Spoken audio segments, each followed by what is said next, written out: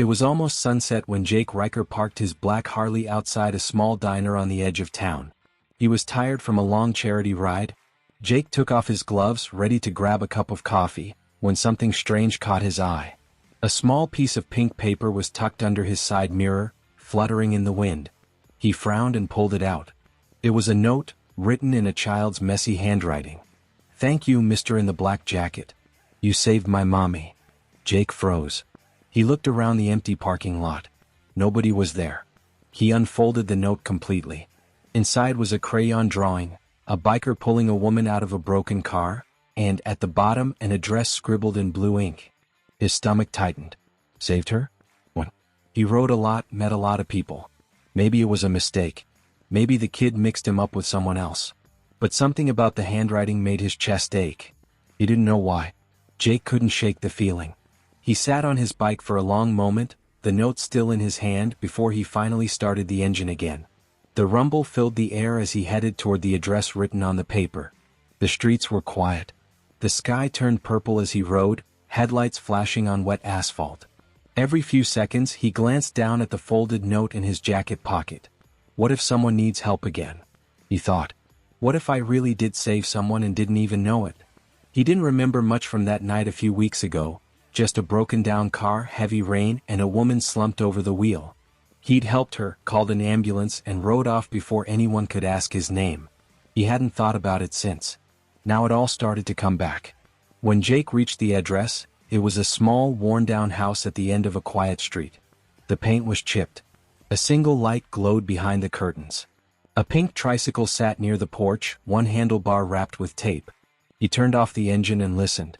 The world was still. Jake walked up the steps and knocked softly. For a moment there was only silence. Then the door creaked open just a little. A small girl stood there, maybe 6 years old, with big brown eyes and curly hair. She clutched a worn-out stuffed bunny to her chest. "Are you the man from the note?" she asked, voice soft and honest. Jake blinked. I think so. Did your mom write it?" The girl smiled. "No, I did. Mommy said you were a hero." Jake's throat tightened. "Where's your mom now?" "She's resting," the girl said, pointing upstairs.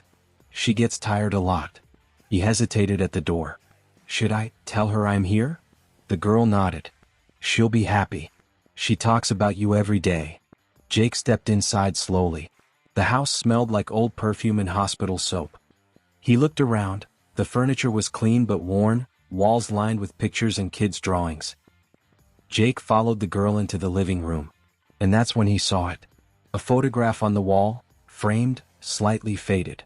It showed a younger man in a leather jacket, arms around a smiling woman with long brown hair.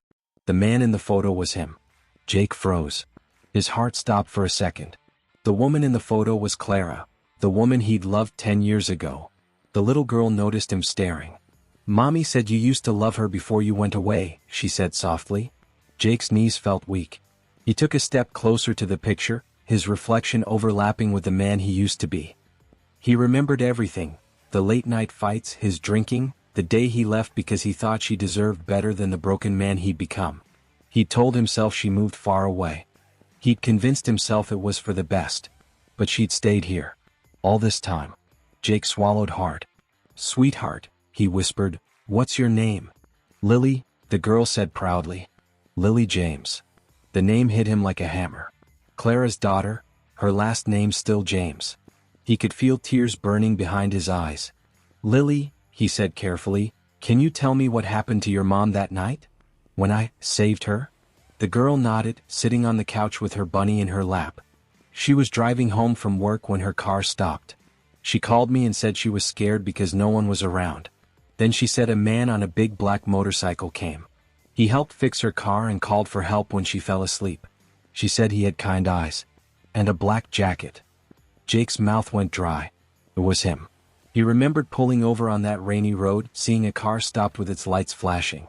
He tapped the window, helped the woman inside, called 911, and left when he saw paramedics arrive. He never saw her face clearly through the fog and rain. "She said she recognized your voice," Lily whispered. Jake lowered his head. "I didn't know it was her." His hand shook. "I didn't know." Lily looked up at him with innocent eyes.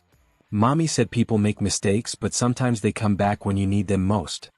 Subscribe to this channel to show your support to the little girl. Jake couldn't speak. His throat closed up. He looked again at the photo on the wall, him and Clara, smiling under the summer sun, and realized life had given him a second chance he didn't deserve. Jake's boots echoed softly up the narrow hallway as he followed the little girl's directions. Each step felt heavier than the last. When he reached the door with a small paper heart taped to it, Mommy's room, he hesitated. He could hear the faint hum of a machine inside. He pushed the door open.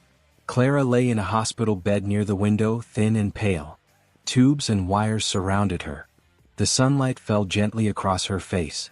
Her eyes fluttered open, and for a second she just stared. "Jake?" she whispered, her voice fragile like glass. Jake's chest tightened. He moved closer, dropping to his knees beside her bed. His hands trembled as he took hers.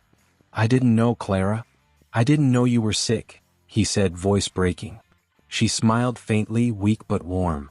"Why didn't you tell me?" he asked, tears burning behind his eyes. "Because," she whispered, "you already carried enough pain. I didn't want to be another scar." Jake lowered his head, his forehead resting on her hand. For a long while they said nothing. Just the soft beep of the monitor and the sound of rain outside. Finally Jake began to talk, slowly at first, then all at once. He told her about the army, about the night his best friend didn't make it home, about the guilt that buried him alive for years. "I thought leaving you would protect you," he said, voice cracking. "I thought staying away was the only good thing I could do." Clara's lips trembled into a small, tired smile. She reached up and touched his cheek. "You did save me, Jake," she whispered. "Not just that night. You saved me when you left, because I learned to be strong without hating you." He couldn't hold it anymore. The tears came fast, falling onto her blanket. Just then the little girl, Lily, peeked in from the doorway. "Mommy says you're my guardian angel," she said softly, smiling shyly. Jake wiped his face and forced a smile back. "Your mommy, she's the real angel, sweetheart." That night, Clara's breathing grew weaker. Jake stayed by her side, holding her hand, whispering old memories, road trips, sunsets, laughter from years ago. She looked at him one last time and said, "Take care of her, Jake." And with that, she exhaled softly and was gone. Jake sat there frozen. The room was quiet except for the hum of machines winding down. Comment what you'd do at this point if you were Jake. At the funeral a few days later, the church was filled. Teachers, neighbors, bikers from Jake's club standing in silent respect. The Iron King's MC lined their bikes outside in perfect formation, engines off, helmets pressed to their chests. As the service ended, little Lily walked up to the coffin, holding something pink in her hand. It was the note, the same one Jake had found on his motorcycle. She placed it gently on top of the flowers and whispered, "Thank you for saving my mommy." Jake felt his knees go weak. Tank, his club brother, placed a steady hand on his shoulder. "She'd be proud, brother," he said quietly. Days passed. The house was empty now. Jake didn't ride for a while. The world felt quieter, too quiet. Then one morning when he finally went to his garage, he saw something taped to his motorcycle mirror. Another note. Same pink paper. Same handwriting. He pulled it off slowly. "Thank you for being brave. Mommy said I can call you Dad now." Jake stood there for a long moment, reading the words again and again until the letters blurred through his tears. He looked up and there she was. Lily sat on the curb with a small backpack and a leash in her hand. At the other end of the leash was a brown dog with kind, gentle eyes. Buddy, the same dog from Clara's old photos. Jake's heart shattered and healed all at once. He knelt, arms wide open, and Lily ran into them. The dog barked once, wagging his tail, and Jake buried his face in her hair. "I'll never ride alone again," he whispered. The note fluttered from his hand, landing on the pavement beside his boot. He jumped into the flames for a stranger, harder than anything else he'd ever read, waiting for him all along. "I forgive you, Dad." Jake looked up at the sky, sunlight breaking through gray clouds. He placed his leather jacket around Lily's shoulders and nodded to the horizon. Then he started the engine. Lily climbed onto the small seat behind him, Buddy nestled in the sidecar, ears flapping in the wind.